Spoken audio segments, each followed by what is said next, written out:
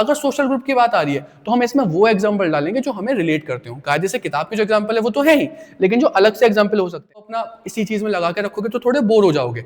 तो छोटी छोटी स्टोरीज इसके जरिए हम इसमें लगाते रहेंगे। इस 1 घंटे के अलावा घर पे बिल्कुल टाइम मत दो एसएसटी को, सबका सब यहीं पे कवर करेंगे, क्वेश्चन भी करेंगे, लिखेंगे भी, पढ़ेंगे भी, असाइनमेंट भी करेंगे। क्वेश्चन आपका अगर आएगा पावर शेयरिंग तो डिजायरेबल वर्ड आता है, why power sharing is desirable.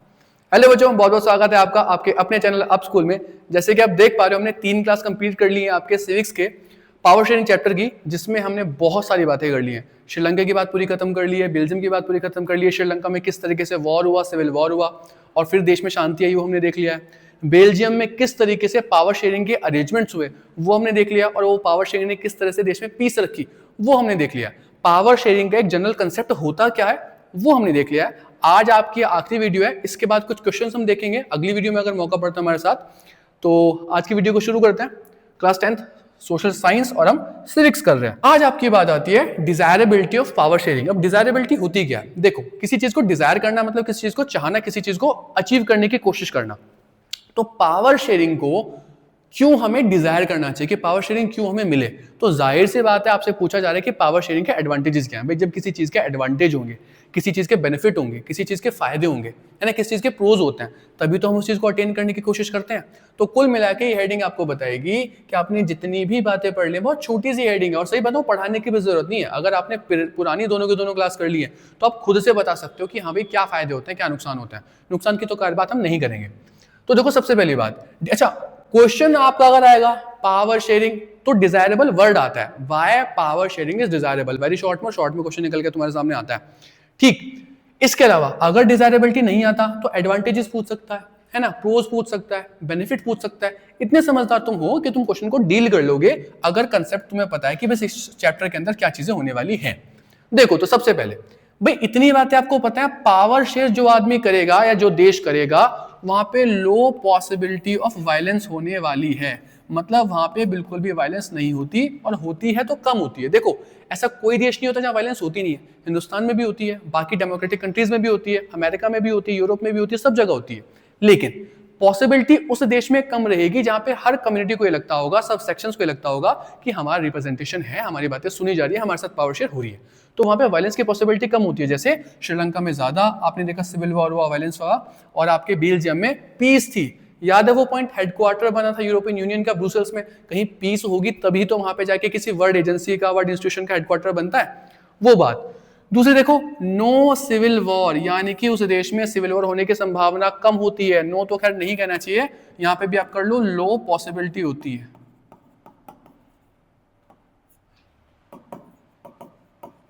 ठीक है जी, लो पॉसिबिलिटी होती है, या फिर नो कर लोगे तो भी कोई बहुत बड़ी दिक्कत नहीं है।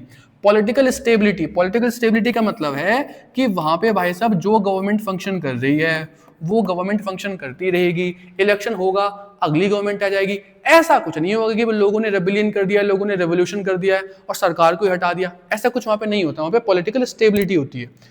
यूनिटी ऑफ द कंट्री, मतलब वहां पे जो दूसरे वाले लोग होंगे वो देश को तोड़ने की बात नहीं करते हैं, क्योंकि सबके पास थोड़ी थोड़ी पावर होती है, देश की यूनिटी भी मेंटेन होती है। श्रीलंका का एग्जांपल याद करोगे, एग्जांपल भी इसके साथ देने हैं, मैं लिख नहीं रहा हूं यहाँ पे, आपको मालूम है। पर श्रीलंका में हमने देखा था कि किस तरीके से पावर को बंटने के ना होने पे श्रीलंका में तमिल्स ने अपना अलग देश मांग लिया था, तो वो बात याद कर लो। और लास्ट है पीस, उस देश में पीस ही पीस रहती है। समराइज कर देते हैं सारी की सारी बात को, एक बार देख लो। वायलेंस आपकी कम होती है, पता आपको ऑलरेडी है। सिविल वॉर देश में नहीं होता है, पता आपको है। पॉलिटिकल स्टेबिलिटी बढ़ जाती है, यूनिटी ऑफ द कंट्री बढ़ जाती है, और उस देश में पीस भी रहती है। लेकिन हेडिंग हमारी क्या है, क्या हमने लिख रखा है ऊपर? प्रूडेंशियल।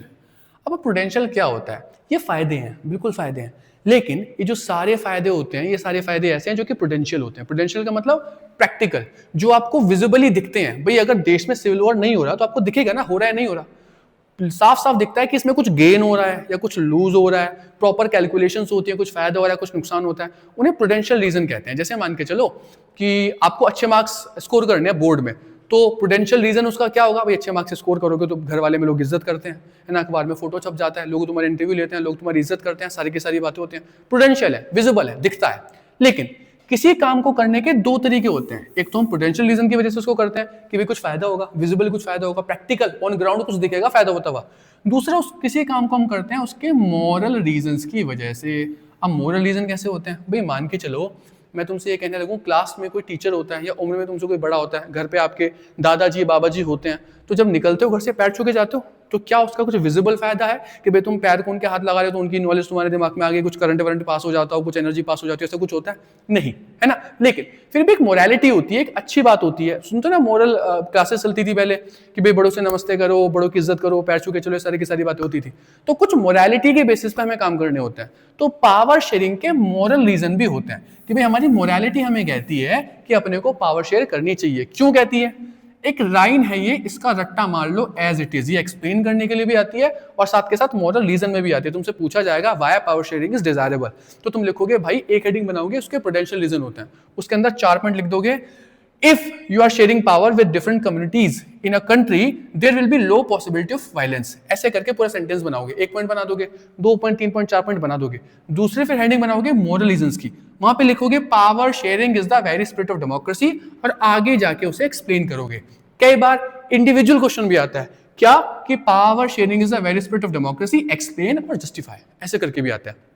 तो कैसे जस्टिफाई करोगे? देखो भाई, हमने देखा जो पावर शेयरिंग है वो वेरी स्पिरिट होती है डेमोक्रेसी की, मतलब डेमोक्रेसी की आत्मा होती है पावर शेयरिंग, उसके बिना उसका काम ही नहीं चलने वाला। उसकी कोर वैल्यू ही, डेमोक्रेसी की कोर वैल्यू ही पावर शेयरिंग होती है। अब कैसे होती है? अब तुम देखो डेमोक्रेसी आखिर काम कैसे करती है। ये रही हमारी डेमोक्रेसी। अब डेमोक्रेसी फंक्शन कैसे करती है कि डेमोक्रेसी में जो आपका लीडर होता है वो डिसीजन लेता है, सारे के सारे जो इलेक्टेड रिप्रेजेंटेटिव आपको होता है, पीएम हो गया, सीएम हो गया, लेकिन अल्टीमेटली जो वो डिसीजन लेता है क्या वो अपने मन से लेता है या फिर वो इस हिसाब से लेता है कि यार अगर मैं ये डिसीजन लूंगा तो मुझे वोट मिलेंगे, ये डिसीजन नहीं लूंगा तो मुझे वोट नहीं मिलेंगे। यानी कि जो मेरे रिप्रेजेंटेटिव अगर मैं बना हुआ हूं तो जो मेरे लोग हैं वो चाहते क्या आखिरकार, जिसकी बातें ठीक लगती हैं लोगों को, जिसके डिसीजन ठीक लगते हैं लोगों को, लोग उसी को चुन लेते हैं। तो अल्टीमेटली डेमोक्रेसी में रियल पावर रिसाइड करती है लोगों के पास, वोटर्स के पास, ना कि लीडर्स के पास। लीडर्स को तो बदल सकते हैं अपन लोग। तो मान के चलो यहाँ पे पहला वोटर है वोटर नंबर 1, यहाँ पे दूसरा वोटर है वोटर नंबर 2, यहाँ पे तीसरा वोटर है वोटर नंबर 3, यहाँ पे चौथा वोटर है वोटर नंबर 5। बहुत सारे देश में वोटर होते हैं।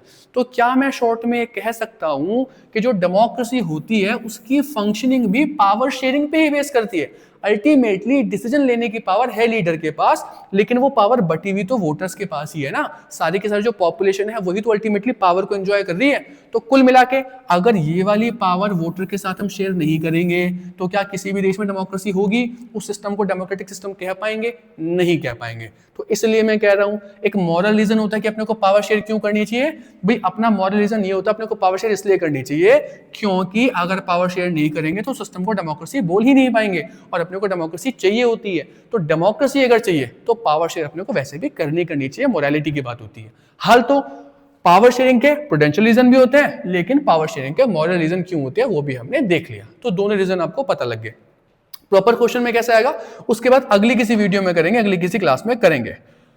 आखिरी बात, फॉर्म्स ऑफ पावर शेयरिंग। पूरा चैप्टर देखो हमने कहां बेल्जियम से कहानी शुरू करी थी, पावर शेयरिंग को समझा था, श्रीलंका देखा था, पावर शेयरिंग के अरेंजमेंट देखे थे, बेल्जियम के श्रीलंका में कन्फ्लिक्ट देखा था, फिर हमने देखा था पावर शेयरिंग की डिजायरेबिलिटी क्या होती है जो कि हमने अभी भी खत्म किया।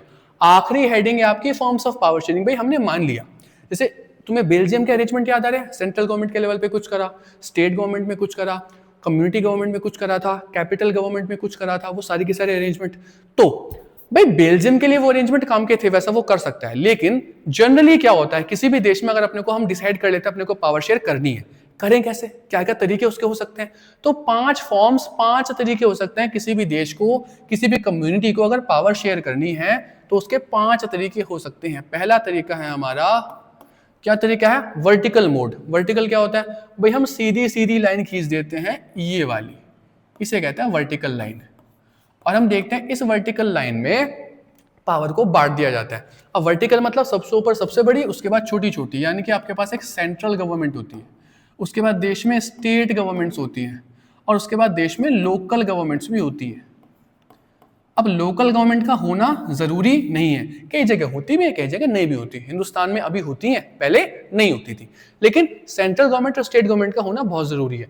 कुछ पावर सेंट्रल गवर्नमेंट के पास होती है, कुछ पावर स्टेट गवर्नमेंट के पास होती है। पावर मतलब कुछ ना कुछ काम, जैसे एग्जांपल दिया था तुम यहाँ पे ट्रेन का, यहाँ पे दिया था बसेस का, यहाँ पे दिया था आर्मी का कि ये आर्मी संभालती है, यहाँ पे एग्जांपल दिया था पुलिस का, ये पुलिस संभालती है। ऐसे ही भाई घरों में पानी आ रहा नहीं आ रहा, सैनिटेशन हो रहा नहीं हो रहा, हाइजीन क्या है, हेल्थ क्या है, उसके लिए लोकल गवर्नमेंट भी काम संभालती है। तो हम पावर को ऐसे बांट सकते हैं, थोड़ी सेंटर को दे दो, थोड़ी स्टेट को दे दो। एक के पास रहेगी फिर वही दिक्कत हो जाएगी, कंसंट्रेशन ऑफ पावर हो जाएगा, एक जैसी पॉलिसी बनेगी, फिर देश में वो झगड़ा फसाद शुरू हो जाता है। तो हमने पहला तरीका देखा, वर्टिकली पावर को बांट सकते हैं, बड़ा छोटा छोटा छोटा छोटा ऐसे करके, और एक पॉइंट इसका बनाओ आपका ए ये वाला, और दूसरा पॉइंट इसका बनाओगे बी। अब इस सिस्टम को कहते क्या है, तो इस सिस्टम को कहते हैं हम फेडरल सिस्टम। ठीक है जी। अब फेडरल सिस्टम होता क्या है ये हमने देख लिया, ऊपर एक सेंट्रल गवर्नमेंट होती है, उसके नीचे स्टेट गवर्नमेंट होती है, और उसके नीचे बहुत सारी लोकल गवर्नमेंट्स भी होती हैं, इसको हम फेडरल सिस्टम कहते हैं। इस पे ज़्यादा मैं टाइम नहीं दे रहा हूँ, ज़्यादा टाइम ना देने की वजह क्या है कि जो सिविक्स का तुम्हारा दूसरा चैप्टर होगा उस चैप्टर का नाम ही फेडरल सिस्टम है, जिसमें आप देखोगे आसानी से पूरा का पूरा चैप्टर किस तरीके से हम डील करेंगे, पूरा चैप्टर ही है, तब पूरा डिटेल में बात करेंगे कि फेडरल सिस्टम होता कैसे। दूसरा बात देखो, पावर को या तो ऐसे बांट लो या फिर पावर को दूसरा पॉइंट बना लो, पावर को हॉरिजॉन्टली बांट लो। हॉरिजॉन्टली कैसे बांटते हैं, ऐसे लाइन खींच ली। अब ऐसे लाइन खींचने का मतलब क्या है कि यहाँ पे पावर बांट रहे हैं, लेकिन सारे के सारे जो लोग हैं, सारे के सारे जो चीजें होंगी, इंस्टीट्यूशन होंगे, वो इक्वल लेवल पे हैं, बराबर के हैं।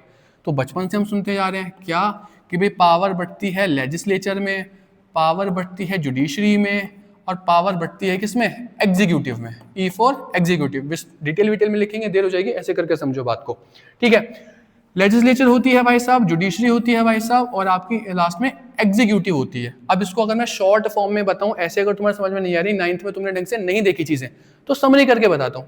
एग्जीक्यूटिव को हम काम कहते हैं आमतौर पे गवर्नमेंट। एग्जीक्यूटिव मतलब जो एग्जीक्यूट करती हो किसी भी डिसीजन को, उसे कहते हैं गवर्नमेंट। भाई कोई भी डिसीजन लिया जाता है किसके द्वारा, पार्लियामेंट के द्वारा। पार्लियामेंट उस डिसीजन को लेता है, यानी कि लॉ बनाता है, लेजिस्लेट करता है, इसे कहते हैं लेजिस्लेचर। लेकिन जब लॉ बन जाता है, मान के चलो किसानों को कानून बन गया, जैसे अभी तुमने देखा 10th में 2 बोर्ड हुआ करेंगे, तो बनाएगा कौन, पार्लियामेंट, लेकिन 2 बोर्ड को करवाएगा कौन, सीबीएसई को इंस्ट्रक्शन कौन देगा, तो वो करती है गवर्नमेंट, उसे कहते हैं एग्जीक्यूटिव। अब जुडिशरी क्या करते हैं बीच में, इसे कहते हैं हम सुप्रीम कोर्ट आपके पास होते हैं, एससी होते हैं, हाई कोर्ट आपके पास होते हैं, हाई कोर्ट होते हैं। ठीक है जी। तो ये वाली जो चीज होती है, इन कोर्ट्स जो हमारे पास होते हैं, कोर्ट लिख देते हैं, सुप्रीम कोर्ट हाई कोर्ट तो क्या समझोगे, कोर्ट लिख देते हैं। तो हमारे देश में जो कोर्ट होते हैं उन्हें कहते हैं जुडिशरी। पावर जो है कुछ पार्लियामेंट के पास है, कुछ कोर्ट्स के पास है, कुछ गवर्नमेंट के पास है, किसी के भी पास एकदम सारी पावर एक जने को नहीं दी गई है। अब ऐसा क्यों, एक जने को सारी पावर दे देंगे तो फिर वही बात हो जाएगी, सारी पॉलिसी एक जना बनाएगा और एक के फेवर में बन जाएगी। इसी तरीके से पावर शेयर करने के लिए 3 अलग अलग ऑर्गन हमने बना दिए। अब 3 अलग अलग ऑर्गन बना दिए, कौन बड़ा कौन छोटा पता कैसे पड़ेगा, तो कोई बड़ा नहीं है कोई छोटा नहीं है, तीनों हॉरिजॉन्टल मतलब तीनों एक लेवल पे है। इन तीनों में से अगर कोई सोचे कि मैं ज्यादा ताकतवर हूं तो क्या करेगा भाई, दूसरे वाले को तो वो साइड कर देगा ऐसे में। तो हमारे कॉन्स्टिट्यूशन में इसका भी सिस्टम रखा है। इस सिस्टम को हम कहते हैं, पहली बात ए पॉइंट बनाओगे ये, इसी का बी पॉइंट बनाओगे, जैसे इसका नाम फेडरल सिस्टम था, इसका नाम होता है चेक एंड बैलेंस सिस्टम। क्यों, क्योंकि ये चेक भी करता है साथ के साथ बैलेंस भी करता है, चेक और बैलेंस कर देता है।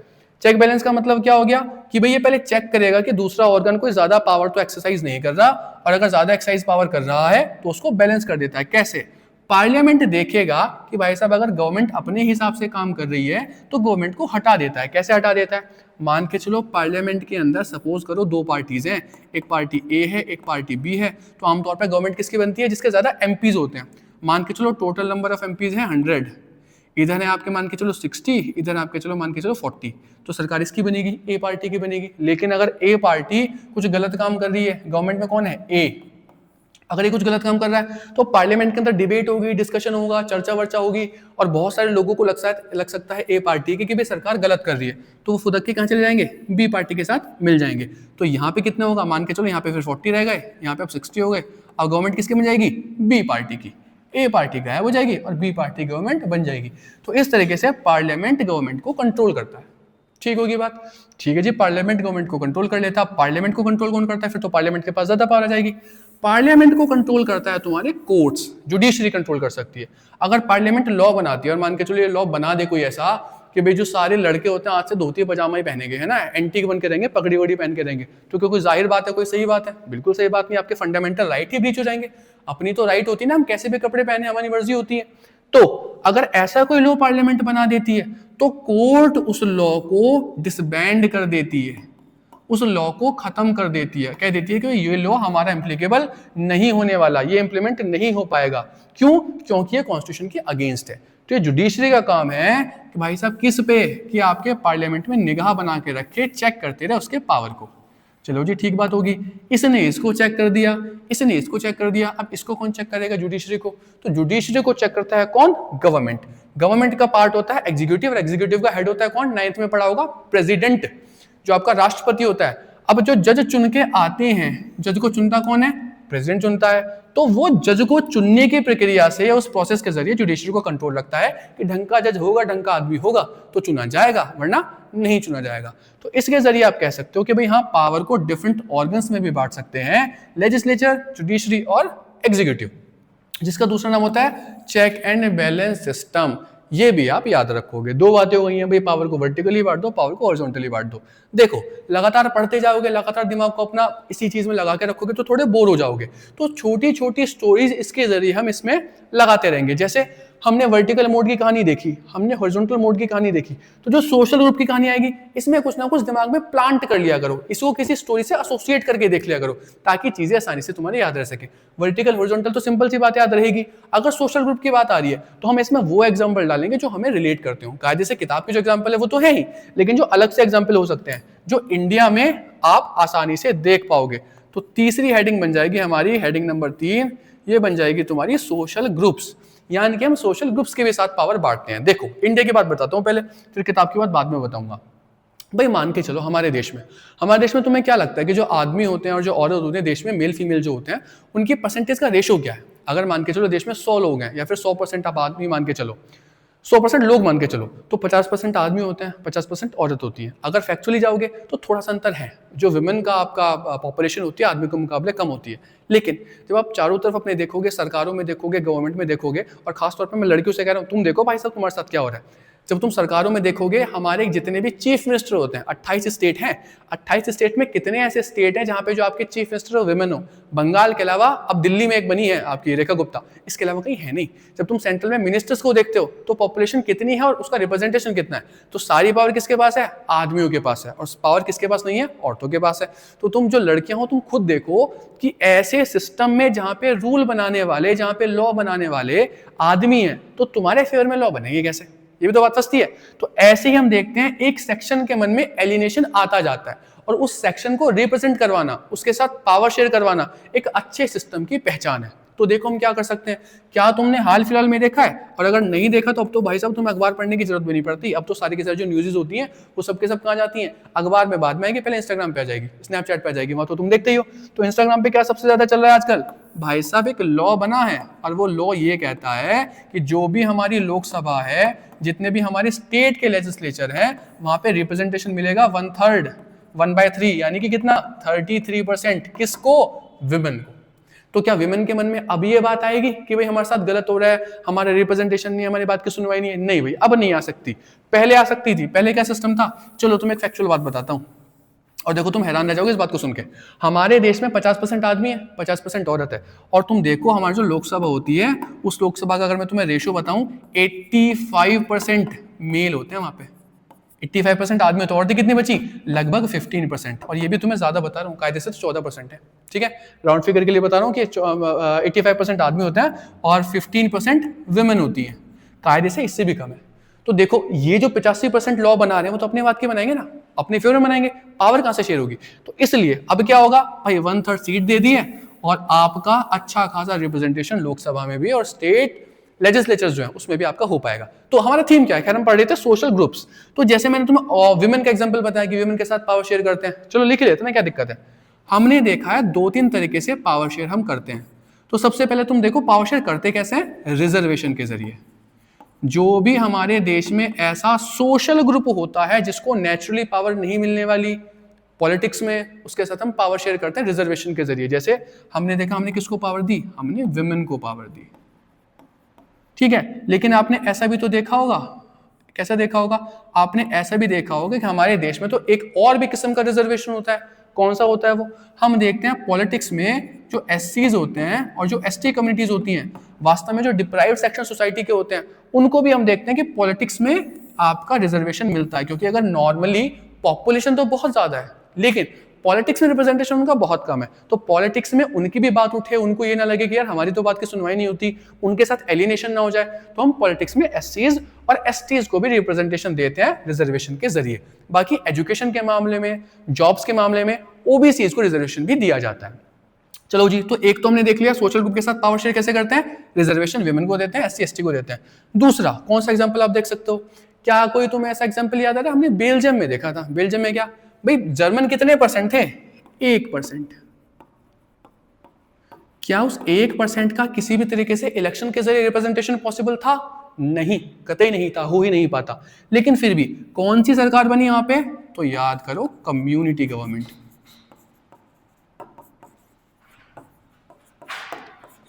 कम्युनिटी गवर्नमेंट ने क्या किया, कम्युनिटी गवर्नमेंट ने डच को भी पावर दे दी, फ्रेंच को भी पावर दे दी, और भाई साहब आपके जर्मन को भी पावर दे दी, जिसके जरिए जर्मन रिप्रेजेंटेशन भी वहां पे आपका इंश्योर हो पाया। ठीक है, वास्तव में कायदे से जर्मन रिप्रेजेंटेशन इसमें नहीं हो पाता। अगली बात देख लो, पॉलिटिकल पार्टीज के साथ तुम क्या कर सकते हो। अगर पॉलिटिकल पार्टीज की बात करें तो तुम्हारे देश में जितनी भी पॉलिटिकल पार्टीज होती हैं, चाहे इमेजिन करो जैसे भाई अभी अभी हमने देखा था कि देश में अगर मान के चलो 100 सीट तुम्हारी होती हैं, तो उन 100 सीट्स में से ऐसा तो होता नहीं है कि 2 ही पार्टी होती हैं। इमेजिन करो बहुत सारी पार्टीज होती हैं, जैसे मान के चलो हमारे पास कितनी पार्टी है, 4 पार्टी हैं और 100 सीट है। एक पार्टी होगी तुम्हारी ए, एक पार्टी होगी तुम्हारी बी, एक पार्टी होगी तुम्हारी सी, एक पार्टी होगी तुम्हारी डी। अब मान के चलो ए ने निकाली 30 सीट, बी को मिल गई 20 सीट, सी को मिल गई फिर से 30 सीट और डी को मिल गई 20 सीट। अपने को चाहिए कितनी थी, 100 में से अगर अपने को गवर्नमेंट फॉर्म करनी है तो भाई साहब आपको 51 सीट्स तो निकालनी पड़ेंगी। लेकिन अगर तुम चारों का एग्जांपल देखोगे तो क्या इसके पास सीट है 51? नहीं है। इसके पास है 51? नहीं है। किसी के पास भी 51 सीट्स नहीं निकल पा रही है, तो क्या करेंगे भाई, ना ये पॉलिटिकल पार्टी अपनी गवर्नमेंट बना सकती, ना ये बना सकती, ना कि कोई भी बना सकती। सिंपल सा प्रोसेस है, क्या करेंगे, दोस्ती कर लेंगे।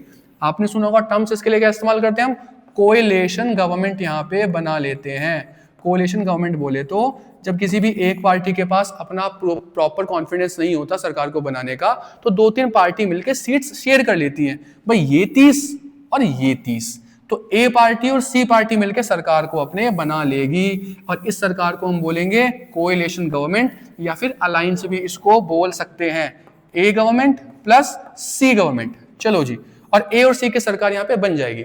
जब ए की और सी की सरकार यहाँ पे बन जाएगी तो मुझे बताओ, क्या वो जो गवर्नमेंट होगी क्या वो अपने हिसाब से काम करेगी? बिल्कुल भी नहीं। भाई एक गवर्नमेंट जो है या फिर एक पार्टी, मुझे आइडियली बोलना चाहिए, क्या जो ए पार्टी है उसकी जो पॉलिसीज है क्या वो सी पार्टी से बिल्कुल सेम होंगी? नहीं। अगर सेम पॉलिसीज होती तो 2 पार्टी बनती क्यों, एक ही में लोग हो जाते हैं ना शामिल सारे के सारे। तो जो ए पार्टी तुम्हारी होगी उसके आइडियाज अलग होंगे, जो सी पार्टी होगी उसके आइडियाज अलग होंगे। ए पार्टी का अलग एक ग्रुप होगा जो उसको वोट डालता होगा, सी पार्टी का अलग एक सेक्शन होगा जो उसको वोट डालता होगा। तो सब सेक्शन के लिए, दोनों सेक्शनों के लिए, अलग अलग सेक्शंस के लिए पॉलिसीज बन पाएंगी, लॉज बन पाएंगे। दूसरी बात, जब कहेंगे मिनिस्टर बनेंगे तो मिनिस्टर भी मान के चलो, अगर देश में कुल 20 मिनिस्टर बन पा रहे हैं तो ऐसा थोड़ी होगा 20 के 20 ए के बन जाएंगे। नहीं, दोनों ने शेयर करके सरकार बनाई है। ऐसा हो सकता है 10 इसके बने और 10 इसके बन जाए, तो मिनिस्टर भी अलग अलग बढ़ जाएंगे। तो कुल मिला के पॉलिटिकल पार्टीज के जरिए भी पावर शेयर की जाती है। केवल एक पार्टी को सपोर्ट अगर नहीं मिलता पार्लियामेंट के अंदर तो अलग अलग पार्टीज मिलकर सरकार बनाती है और आपस में वो पावर को शेयर करती है, अलग अलग पार्टीज भी। ठीक है जी, चौथी हेडिंग तुम्हारी ये हो जाएगी। और लास्ट बच गया तुम्हारा प्रेशर ग्रुप। 5 ही हेडिंग अपने को करनी थी, वर्टिकल देख लिया, हॉरिजॉन्टल देख लिया, सोशल ग्रुप्स के साथ देख लिया, चौथी बात खत्म कर ली पॉलिटिकल पार्टीज, और 5वीं होती है तुम्हारी प्रेशर ग्रुप। ये तुम्हें नीचे बढ़ गया, थोड़ा सा गौर करो। प्रेशर ग्रुप या फिर इंटरेस्ट ग्रुप, ये क्या होते हैं भाई? प्रेशर बनाना होता है सरकार के ऊपर अपना काम कराने के लिए। सपोज करो, इमेजिन करो, मान के चलो जो तुम हो, तुम्हारे 2 बोर्ड अब होने वाले चालू हो गए हैं। साल में 1 बोर्ड नहीं होगा, 2 बोर्ड होंगे, जिसके अच्छे मार्क्स होंगे उसको काउंट कर लेंगे। तो अगर तुम्हें लगे कि यार 2 बोर्ड का सिस्टम तो ठीक नहीं है, 1 बोर्ड था, टेंशन खत्म हो, दे दिया, खत्म हो, अगला 11वीं में जाके बैठो, ऐसा सिस्टम तुम्हें ठीक अगर लगता है तो, हालांकि 2 बोर्ड वाला सिस्टम बढ़िया है। लेकिन अगर तुम्हें ऐसा लगता है तो तुम्हें क्या लगेगा, क्या तुम सरकार का बिगाड़ लोगे? क्या मोदी जी के घर पे नॉक ना करोगे, भाई मोदी जी ऐसा कर दो? नहीं, वो सिस्टम तो काम नहीं करेगा। तो अलग अलग जो सेक्शंस होते हैं उनको रिप्रेजेंट करने वाली ऑर्गेनाइजेशन देश में बनती है। जैसे मैं बोर्ड की बात कर रहा हूं तो किसका इशू है? स्टूडेंट्स का।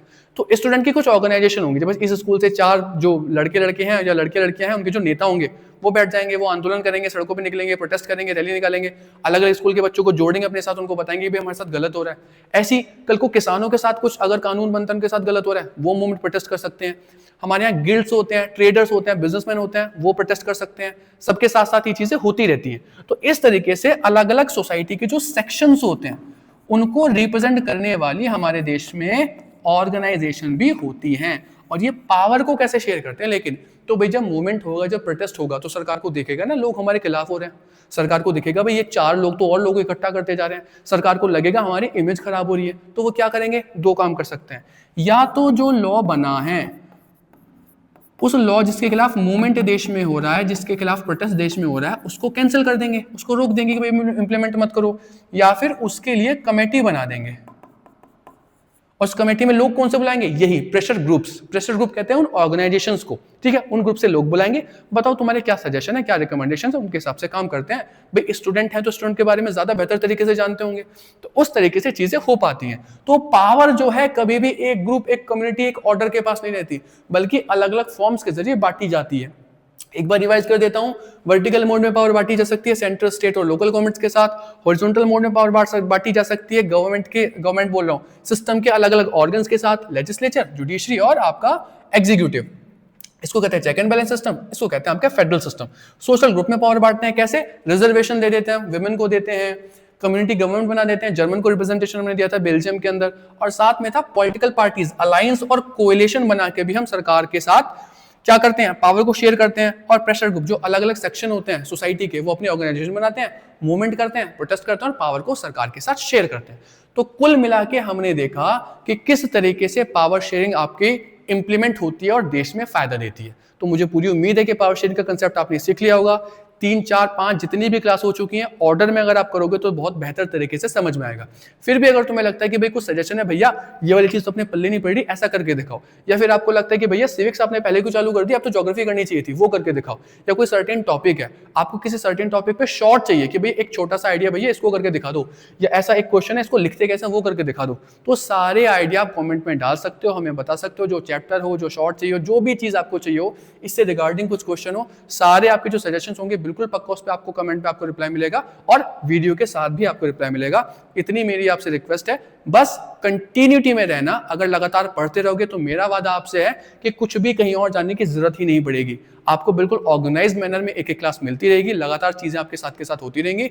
और भरोसा रखो, पहले दिन बताया था 3 बैच होने हैं, 3 बार रिवीजन होना है, और कसम खा लो इस बात की, अगर 3 रिवीजन पूरे कर लिए ना, उसके बाद कुछ नहीं बचने वाला। अगर बचपन से सोचो, भाई तुम्हारे पहाड़ याद होते हैं, टेबल्स याद होते हैं, क्यों? क्योंकि रोज बोलते थे। अगर किसी चीज को 3, 4, 5 बार तुमने बोल लिया, मेरे साथ पढ़ लिया, तो गारंटी के वो दिमाग में फंस जाएगी। इस 1 घंटे के अलावा घर पे बिल्कुल टाइम मत दो एसएसटी को, सबका सब यहीं पे कवर करेंगे, क्वेश्चन भी करेंगे, लिखेंगे भी, पढ़ेंगे भी, असाइनमेंट भी करेंगे, सारे काम तुम्हारे साथ होने वाले हैं। ठीक है जी, बस आज के लिए इतने ही। अगला चैप्टर कौन सा शुरू कर सकते हैं उसके सजेशन अगर आप कमेंट में दोगे तो बहुत बढ़िया बात है, वरना अपने हिसाब से तो रोज की क्लासेस हमारी चल ही रही हैं, कोई समस्या वाली बात नहीं है। लाइक शेयर सब्सक्राइब करते रहो, और सबसे बड़ी बात, लाइक्स का इतना कुछ पंगा नहीं है, कमेंट का इतना कुछ पंगा नहीं है, लेकिन जो शेयर करने वाली बात है, जितना ज्यादा चीजों तक, जितनी ज्यादा चीजें लोगों तक पहुंचेंगी उतना ही सबका फायदा है, वो बस आप करते रहो। ऑफलाइन ऑनलाइन सारे बैच, अप स्कूल ऐप सब आप जानते हो। पहली वीडियो चैनल पे जो है इस साल की, वो यही सब बताते हुए कैसे काम हो रहे हैं, हम कैसे मैथ का काम कर रहे हैं, कैसे ह्यूमैनिटीज का काम कर रहे हैं, कैसे एसएसटी का काम कर रहे हैं, बस साथ बनाए रखो, बाकी सब काम होता रहेगा। तो आज की क्लास इतनी ही, थैंक यू।